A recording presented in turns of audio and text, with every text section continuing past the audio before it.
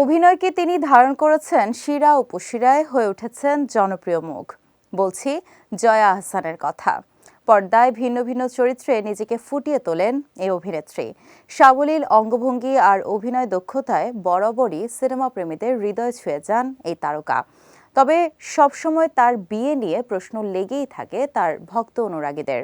১৯৯৮ সালে মডেল ফয়সালের সঙ্গে ঘর বেঁধেছিলেন জয়া আহসান।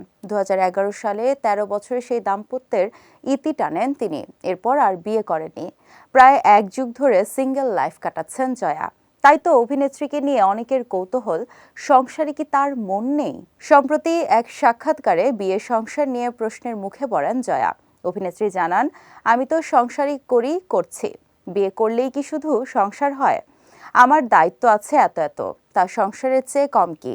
আমি তো এসব করেই সময় পাই না।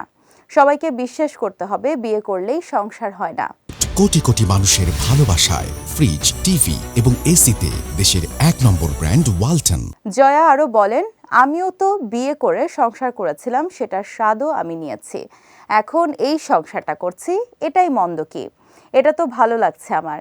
যেহেতু এটাই বেশি ভালো লাগছে, এই সংসারটাতে আমি সাকসেসফুল। কাদের নিয়ে জয়ার সংসার তা উল্লেখ করে অভিনেত্রী বলেন, আমার ৪টা ৪ পায়ে বাচ্চা, আমার মা, পরিবারের ভাই বোন, আমার গাছপালা, সবকিছুই আমার সংসার। এরাই আমার সংসারের সব।